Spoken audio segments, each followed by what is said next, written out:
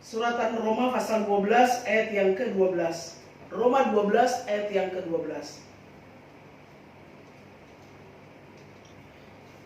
Kita akan dengarkan firman Tuhan Roma pasal 12 ayat yang ke-12. Demikian bunyi firman Tuhan. Bersukacitalah dalam pengharapan, sabarlah dalam kesesakan, dan bertekunlah di dalam doa. Roma 12 ayat 12. Bersukacitalah dalam pengharapan, sabarlah dalam kesesakan, dan bertekunlah di dalam doa. Firman Tuhan saya beri judul pagi hari ini. Kita berjalan bersama dengan Tuhan. Kita berjalan bersama dengan Tuhan. Firman Tuhan ini saya akan beri 3 poin pada pagi hari ini untuk saya bahas, untuk kita terima renungan ini atau firman Tuhan ini. Yang pertama adalah dalam Yesus ada sukacita karena berharap kepada Tuhan. Yang kedua adalah bersabar dalam kesesakan. Yang ketiga adalah bertekun dalam doa terus menerus. Puji Tuhan. Bapak Ibu, tentu dalam perjalanan iman kita bahwa kita tidak bisa pungkiri perubahan itu akan pasti terjadi di dalam setiap hidup kita. Hal-hal yang kita tidak sukai itu pasti akan kita jumpai. Dan tidak semua yang menyenangkan itu terus menerus kita nikmati, kita rasakan, tidak juga. Tapi hal-hal yang tidak kita sukai akan kita alami, akan kita jumpai dalam hidup kita. Tetapi yang membuat perbedaan di sini adalah orang-orang yang berjalan bersama dengan Tuhan itu akan terlihat beda. Ya, artinya orang-orang yang hidup di dalam Yesus, kita yang hidup di dalam Yesus, itu akan terlihat perbedaan. Orang-orang yang hidup di dalam Yesus dan tidak hidup di dalam Yesus akan mengalami perbedaan. Yang hidup di dalam Yesus akan mengalami sukacita karena ada Yesus. Di dalam keluarga kita, di dalam rumah tangga kita, kita semua 100% keluarga berharap bersandar kepada Tuhan, tinggal di dalam Yesus. Yesus tinggal di dalam kita, kita hadirkan Dia ada dalam rumah kita, maka ada sukacita. Kita akan rasakan kita berbahagia dalam situasi-situasi yang sulit seperti ini. Memang kita dibawa masuk kepada satu keadaan yang tidak bisa kita terima. Tetapi inilah yang Tuhan izinkan untuk kita bisa dapat merasakan dan menikmati, bahkan kita diizinkan dalam situasi seperti ini. Suka atau tidak suka, ya kita harus jalani hidup ini. Tetapi ada perbedaan orang-orang yang hidup berjalan bersama Tuhan. Orang-orang yang hidup bersama Tuhan dan tidak, itu akan dilihat perbedaannya. Dalam situasi ini akan terlihat perbedaannya. Oleh sebab itu di dalam suratan Roma Rasul Paulus berkata, bersukacitalah dalam pengharapan. Nah, Rasul Paulus adalah seorang rasul. Dia bersukacita dalam situasi yang berat. Dia menghadapi penderitaan yang berat, tapi dia bersukacita karena dia bangga, dia berharap kepada Tuhan. Dia percaya ada Yesus. Nah, ini yang kita harus alami dalam hidup kita. Bahwa situasi ini diizinkan Tuhan supaya setiap kita berjalan bersama Tuhan, tinggal di dalam Yesus. Yesus tinggal di dalam kita. Sehingga di situ akan kelihatan perbedaannya. Kita bersukacita, berbahagia karena ada Yesus bersama kita. Kalau Yesus hadir dalam rumah kita, Dia akan berubah walaupun kita punya masalah. Tetapi ada sukacita yang kita rasakan karena Yesus hadir. Ketika Yesus ada bersama kita, apakah ada masalah? Pasti ada masalah. Pasti. Tetapi perbedaannya bahwa kita diberikan sukacita, itu bedanya.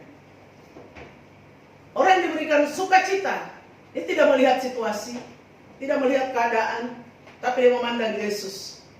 Sebab apapun yang terjadi, semua di dalam kendali Tuhan, dalam rencana Tuhan.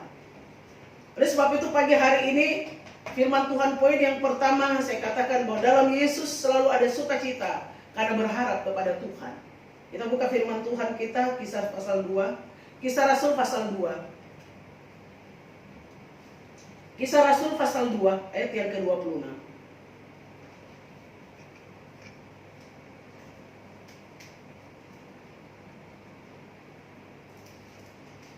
Kisah Rasul pasal 2 ayat yang ke-26. Demikian bunyi firman Tuhan. Sebab itu hatiku bersuka cita dan jiwaku bersorak-sorai, bahkan tubuhku akan diam dengan tentram. Di dalam kisah Rasul ini mengangkat bahwa sebab itu, ya, kita melihat di sini ini pada waktu hari Pentakosta, di mana Roh Kudus dicurahkan dan semua orang mengalami lawatan Tuhan luar biasa. Roh Kudus melawat, memberikan sukacita, kebahagiaan, semangat yang baru. Inilah orang-orang yang hidup di dalam Yesus. Yesus tinggal di dalam hidup mereka. Sebab itu hatiku bersukacita dan jiwaku bersorak-sorai, bahkan tubuhku akan diam dengan tentram. Bapak Ibu,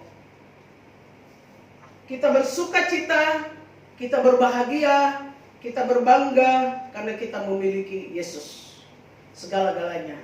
Ada orang-orang yang hidup tidak percaya Yesus sungguh-sungguh, tidak mengandalkan Tuhan dan tidak tinggal dalam Yesus, akan terlihat perbedaannya. Gampang stres. Dengar baik Bapak Ibu, gampang stres, mudah putus asa. Mudah putus asa. Dalam segala masalah, cepat sekali lemah. Cepat sekali mengambil tindakan yang salah. Tetapi orang-orang yang tinggal di dalam Yesus, percaya kepada Yesus, berjalan dengan Yesus, akan berbicara tentang Yesus, akan berbicara tentang Tuhan, berbicara tentang kebaikan Tuhan, bersaksi tentang Tuhan, memuji-muji Tuhan, berjalan dan menceritakan tentang kebaikan Tuhan, berbangga dengan Tuhan. Inilah warna hidup orang-orang yang berjalan dengan Tuhan, bersandar kepada Tuhan, tinggal di dalam Yesus. Warnanya seperti itu, bersukacita, berbahagia. Dan itu akan menjadi milik kita pagi ini. Saya berdoa kepada Tuhan supaya jemaat Tuhan yang ada di GPD Shiloh ini hidup di dalam sukacita Tuhan. Apapun yang terjadi, walau ada masalah, tapi mari engkau percaya bahwa ada Yesus bersamamu. Walau ada masalah, Yesus ada, dan serahkan itu kepadanya, maka dia akan ganti segala sesuatu yang terjadi dalam hidupmu. Kau akan mengalami sukacita, damai sejahtera di dalam Tuhan. Filipi 4 ayat yang keempat. Filipi 4 ayat yang keempat. Filipi 4 ayat yang keempat. Bersukacitalah senantiasa di dalam Tuhan. Baik. Bersukacitalah senantiasa di dalam Tuhan. Sekali lagi kukatakan, bersukacitalah. Bapak Ibu bisa tebarkan senyumnya. Saya percaya pagi ini kita sedang beribadah, berarti semua yang menutupi di dalam wajah kita setiap hari kita harus pakai masker. Saya percaya mungkin Bapak Ibu sedang mengikuti ibadah ini, berarti maskernya sudah dilepas, jadi mudah tersenyum. Karena sekarang ini kita sulit menemukan di setiap jalan siapa yang senyum, siapa yang tidak senyum, karena wajah semua ditutup dengan masker. Tapi ketika Bapak Ibu ada di rumah, berarti maskernya sudah dibuka dan bisa senyum lebar. Bapak Ibu bisa melihat saya bahwa saya sedang senyum terhadap Bapak Ibu. Haleluya. Haleluya, puji Tuhan. Ya, kita berbahagia, kita bersukacita. Sebab berapa? Yesus hadir melawat kita dalam situasi seperti ini. Yesus hadir melawat kita. Kita bersukacita, kita bersyukur, kita bisa lewati situasi yang sulit ini, tengah-tengah masalah-masalah yang sangat berat yang sedang kita hadapi. Sebab itu tidak ada alasan untuk tidak bersukacita. Tesalonika katakan bersukacitalah senantiasa. Ya, di dalam kita bersukacita karena Yesus hadir di dalam hidup kita, keluarga kita, rumah tangga kita. Poin yang kedua, bersabar dalam kesesakan. Ibrani pasal 6 ayat 15. Ibrani pasal 6 ayat 15.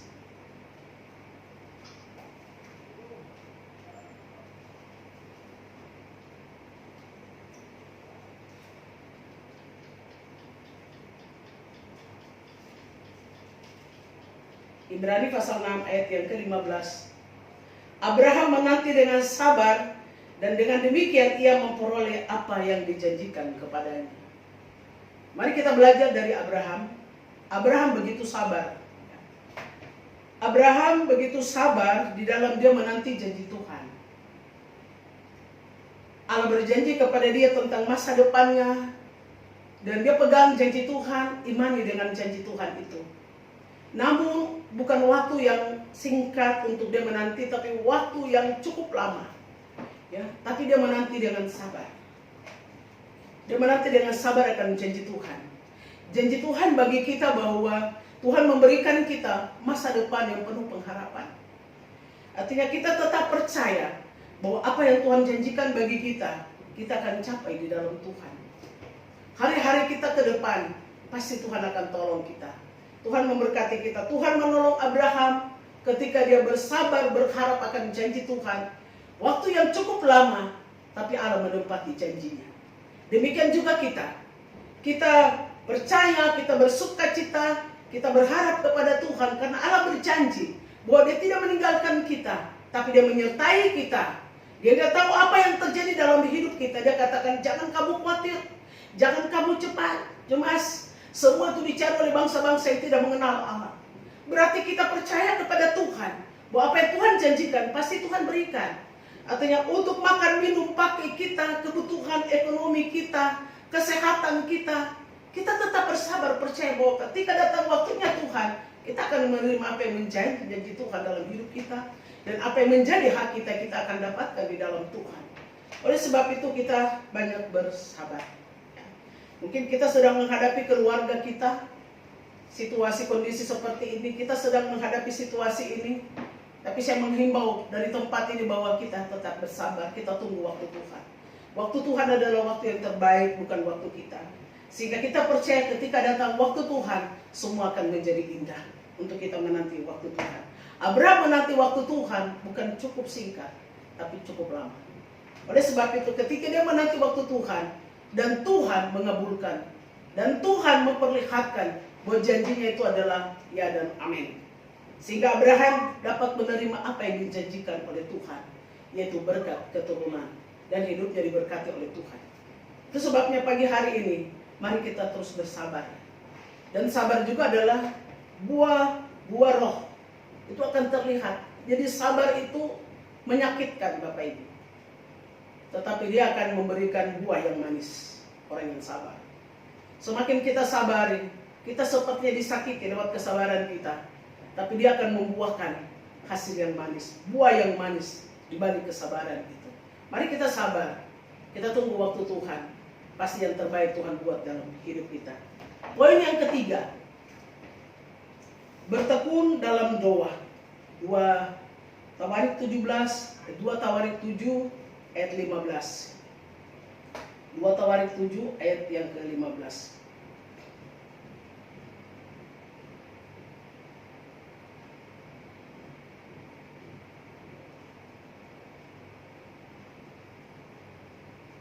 Dua Tawarik pasal 7 ayat yang ke-15. Sekarang mataku terbuka dan telingaku menaruh perhatian kepada doa dari tempat ini. Sekarang mataku terbuka dan telingaku menaruh perhatian kepada doa dari tempat ini.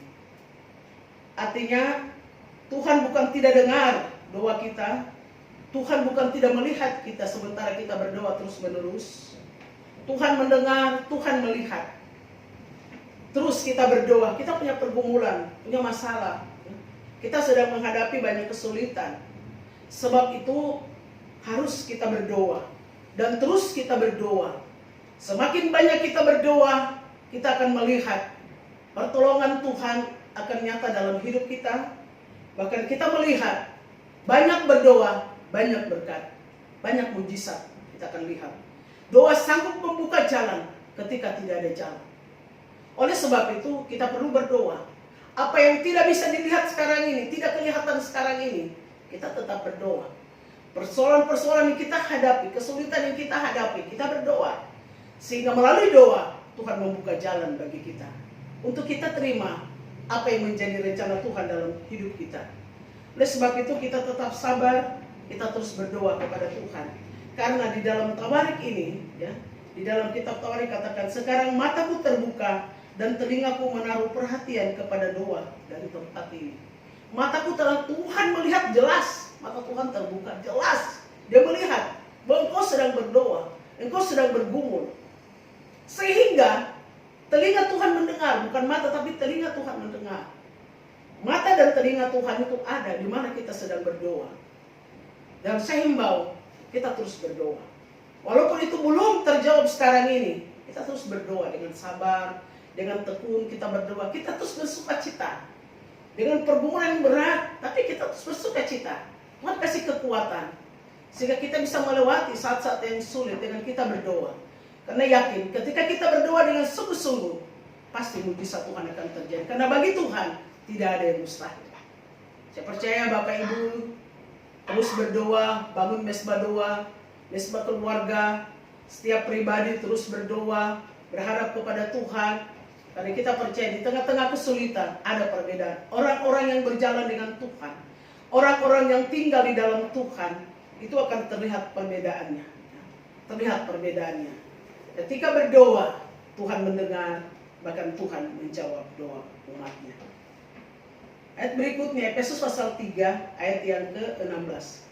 Efesus pasal 3, ayat yang ke-16.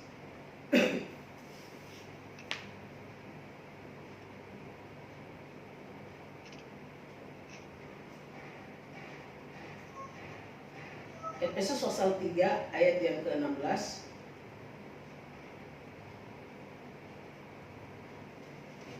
Aku berdoa supaya ia, menurut kekayaan kemuliaannya, menguatkan dan meneguhkan hatimu, kata Rasul Paulus.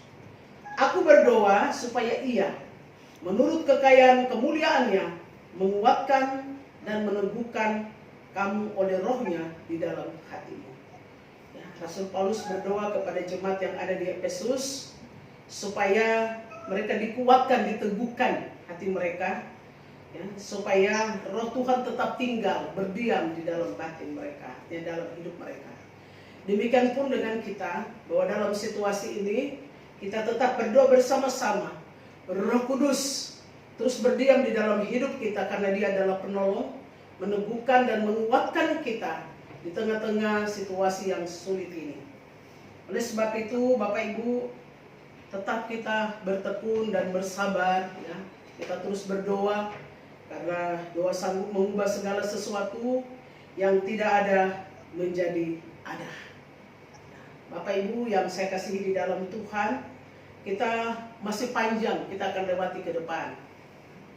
Khusus yang ada di Villa Jatirasa bagi kita bahwa kita setelah diterpa oleh badai banjir yang besar, ya tentu rumah-rumah kita tenggelam semua.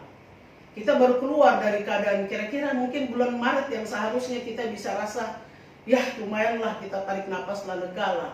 Tapi ternyata kita harus disuruh diam di rumah. Wah, ini situasi yang kita dobol, ya. Kita dalam situasi kita dobol, kita terima situasi. Kondisi yang berat, tantangan yang cukup berat kita hadapi. Tapi ya saya mengajak pagi ini kita tetap bersukacita. Amin. Kita harus terima keadaan ini. Amin. Amin. Iya. Kita terima karena kita punya Yesus. Kita lupakan, ya, apa yang sudah pernah terjadi dalam lupakan. Badai yang besar kita lupakan. Kita hadapi, kita mau terima janji berkat Tuhan yang ada di depan. Bahwa Tuhan tidak akan tinggalkan kita. Kita percaya kita berjalan dengan Yesus, kita mendapat, kita alami sukacita, bahkan kita berbahagia dengan Tuhan, dan kita terus melekat di dalam Tuhan.